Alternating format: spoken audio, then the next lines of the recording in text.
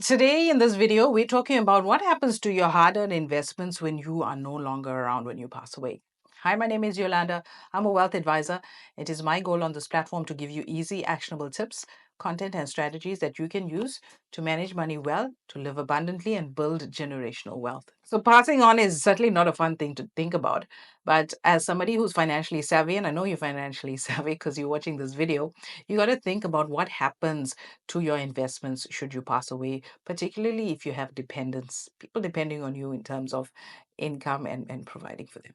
Now, many folks think that a will is all they need to sort out all this investment thing and to ensure that it goes to the right people. However, that is not the case. Some investments get distributed outside of the will.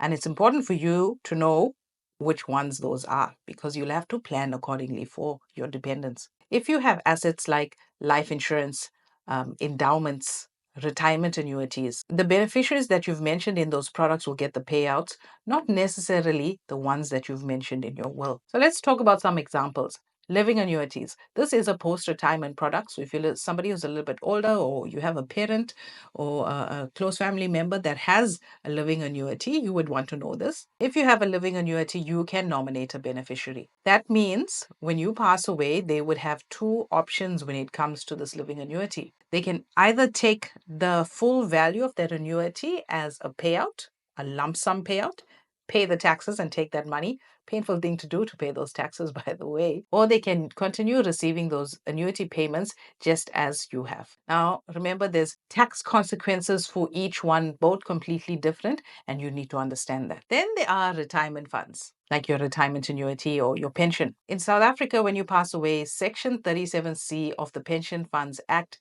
kicks in. The trustees of your pension fund or retirement annuity has the responsibility to distribute these funds. Now, they take into account the beneficiaries that you've listed when you set up these investments. They also take into account the dependents that you have currently. And the people that you've nominated in those retirement products might not be the recipients, particularly if you have dependents, especially minor children. Essentially, what you need to understand about these retirement products is that it's solely in the hands of the trustees. Okay, you can't include one child and leave out another child. It doesn't work like that. The trustees have the priority of looking after your dependents. All right, so moving on to endowments. This is a little bit more straightforward. You can have a life linked to an endowment, typically yours, and when you pass away, these proceeds will pass over to your beneficiary as you have nominated, or the ownership of the endowment can change, which is kind of nice. So this is, and all of this happens outside of the will, outside of the estate. So the endowment is a great way to ensure that your assets are not stuck in this estate winding up process. So let's talk about tax-free investments. Now, this can be a little bit complicated depending on the wrapper around those investments. Could be unit trusts, could be endowments. All right. Some would allow you to nominate a beneficiary. But traditionally, most unit trust based tax free investments, this will pay directly into your estate. You don't list a beneficiary, and the tax free investment will pay as you have indicated in the will. And your executor would then handle this process. Unit trust, same thing. All right, it will pay into your estate and they will be distributed by your executor according to your signed will. So these kind of investments like your tax-free investment, your unit trust, this could boost your liquidity in your estate and you don't have to make additional provision for additional liquidity to wind up your estate. But it's important to do this estate planning so you know how much is in your estate, what is going to cost you to wind up this estate and how you're going to fund it. Especially if you're somebody who's thinking your tax-free investment and your unit trust is going to go to my kids or my spouse or my loved ones and I don't have to worry about anything.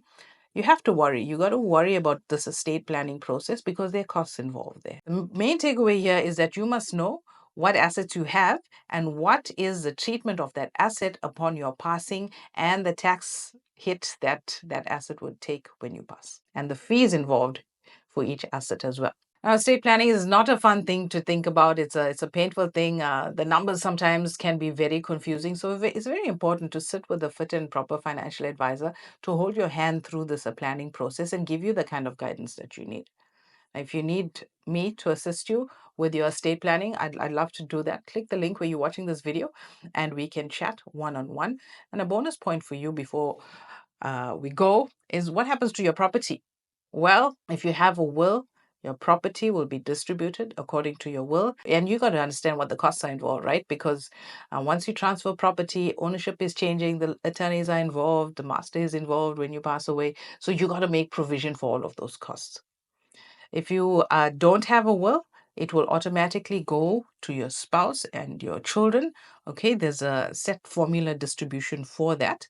And if you don't have spouse or children, then your estate will be wound up in the estate and your other family members could inherit. So it's important to plan ahead for these things, for the various assets. In fact, before you even invest, you got to know, before you put that money there, what's going to happen should you pass away. Thanks for joining me today, and I'll catch you in the next video.